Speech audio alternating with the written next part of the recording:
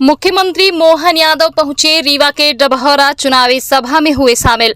कांग्रेस को बोले मोटी चमड़ी के लोग, मयंक आदिवासी को लेकर बोले घटना दुखद। रीवा चुनावी सभा को संबोधित करने आज मध्य प्रदेश के मुख्यमंत्री डॉक्टर मोहन यादव रीवा पहुंचे। सीएम मोहन यादव ने रीवा जिले के डभौरा नगर परिषद में आयोजित चुनावी सभा को संबोधित किया। आयोजित जनसभा में मध्य प्रदेश के डिप्टी सीएम राजेंद्र शुक्ल सहित बीजेपी प्रत्याशी जनार्दन मिश्रा के अलावा तमाम बीजेपी के नेता और जनता उपस्थित रही। मुख्यमंत्री मोहन यादव ने जनसभा को संबोधित करते हुए बीजेपी प्रत्याशी के पक्ष में जनता से वोट करने की अपील की। रीवा पहुंचे सीएम मोहन यादव। लोकसभा चुनाव के चलते तमाम राजनीतिक पार्टियों ने मोर्चा संभाल लिया है। कांग्रेस, बीजेपी और बसपा समेत सभी पार्टियों के नेता अपने अपने प्रत्याशियों के साथ चुनावी रण में उतर चुके हैं। उनके द्वारा लगातार जनसंपर्क और चुनावी सभाएं आयोजित की जा रही हैं। भारतीय जनता पार्टी के द्वारा रीवा के डभौरा में जनसभा आयोजन किया गया, जिसमें मध्य प्रदेश के मुख्यमंत्री डॉक्टर मोहन यादव और डिप्टी सीएम राजेंद्र शुक्ल शामिल हुए। मंच से बोरवेल हादसे का किया जिक्र। आयोजित चुनावी सभा में जनसभा को संबोधित करते हुए मुख्यमंत्री मोहन यादव ने देवथर में हुई बोरवेल में गिरे मयंक आदिवासी के घटना को लेकर जिक्र किया। सीएम मोहन यादव ने कहा कि प्रशासनिक अधिकारी मौके पर मौजूद हैं। रेस्क्यू अभियान चलाया जा रहा है। सामने घटी जनता को संबोधित करते हुए सीएम मोहन यादव मंच के माध्यम के लोगों से अपील की। उन्होंने कहा कि आप सबसे कहना चाहता हूं कि कृपया करके खुले में बोरवेल को ना छोड़ें। ईश्वर से प्रार्थना है कि जल्द ही मयंक बोरवेल से सुरक्षित बाहर निकले। कांग्रेस लगाती है भगवान राम पर प्रश्न चिन्ह। सीएम मोहन यादव ने रामायण काल और भगवान राम के वनवास काल का जिक्र किया। इसके साथ ही उन्होंने कई बार बजरंग बली का भी जिक्र किया। बोले कि बजरंग बली कष्टहरण है, दुनिया भगवान राम की जय जयकार करती है। अंग्रेज चले गए, कांग्रेस छोड़ गए, लेकिन कांग्रेस भगवान राम पर प्रश्न चिन्ह लगाती है। कांग्रेस के लोगों ने इस बात को पसंद नहीं किया। अगर भगवान राम के प्रमाण मिटाओगे, भगवान राम पर प्रश्न उठाओगे, हमारा सोमनाथ का मंदिर तोड़ दिया। सोमनाथ का मंदिर तो इन्होंने बना दिया, लेकिन राम मंदिर पर लगातार अड़ंगे लगाते गए और 70 साल बीत गए। कांग्रेस पर हमलावर हुए सीएम बोले ये मोटी चमड़ी के लोग। कांग्रेस पर निशाना साधते हुए सीएम ने कहा कि ये मोटी चमड़ी के लोगों ने अयोध्या मंदिर के न्योता को ठुकरा दिया। जो राम का नहीं वह किसी का नहीं। अपने राम का न्योता ठुकराया, जनता आपको ठुकराएगी। अब की बार जो चुनाव हो रहा है वह जमुना जी के कृष्ण कन्हैया के लिए होना चाहिए। उनके एक एक काम देखो। द्वारिका में जब डुबकी लगाई और मोर पंख अर्पित करने गए तो 5000 पुराना अस्तित्व जीवित करने का काम किसी ने किया तो नरेंद्र मोदी ने किया। कांग्रेस पर हमलावर होते हुए सीएम बोले कि ये तो दिन भर चिल्लाते हैं कि मरे तो क्या, कंस और रावण के कहने से कृष्ण और राम मारे क्या?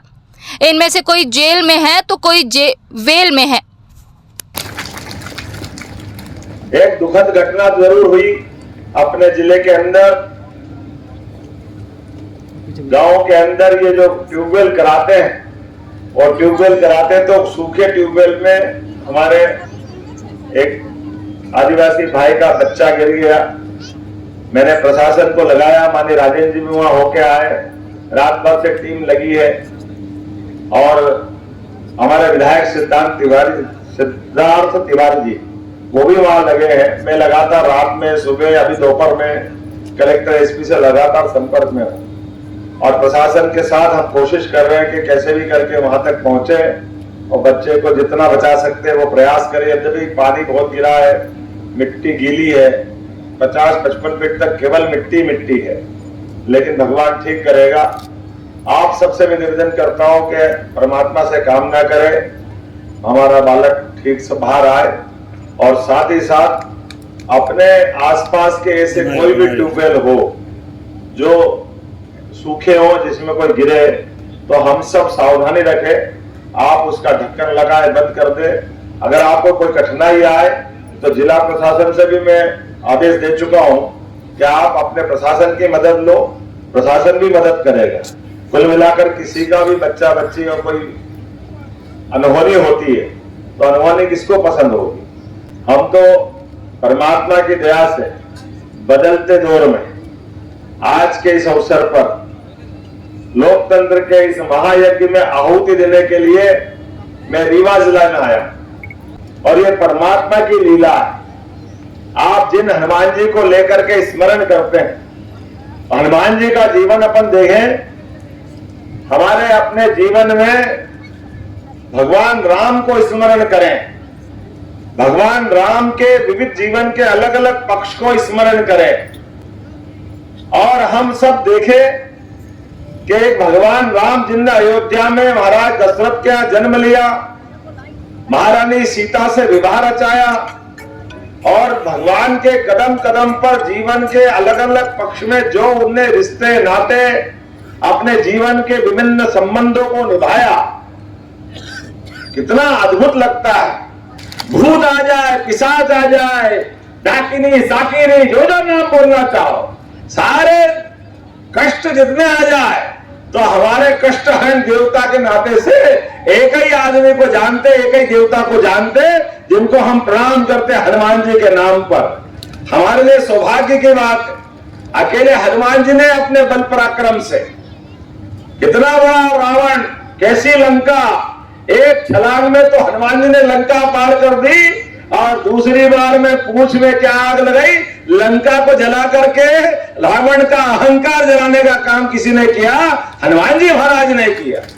लेकिन ये हमारे भगवान राम को न मानने वाले दुर्भाग्य से राजनीति तो करते हैं, लेकिन रहने के लिए, कहने के लिए हिंदुस्तान वासी है, लेकिन अंग्रेज चले गए, कांग्रेस छोड़ गए और कांग्रेस राम जी में प्रश्न लगाती है। कितने दुर्भाग्य की बात करना पड़ेगा। भगवान राम दुनिया में जिनको जाना जाता है, इंडोनेशिया पूरा मुस्लिम देश है, लेकिन आज भी वह भले मुस्लिम धर्म के लोग हैं, लेकिन सहजता के साथ पूरे रामायण का मंचन करते हैं।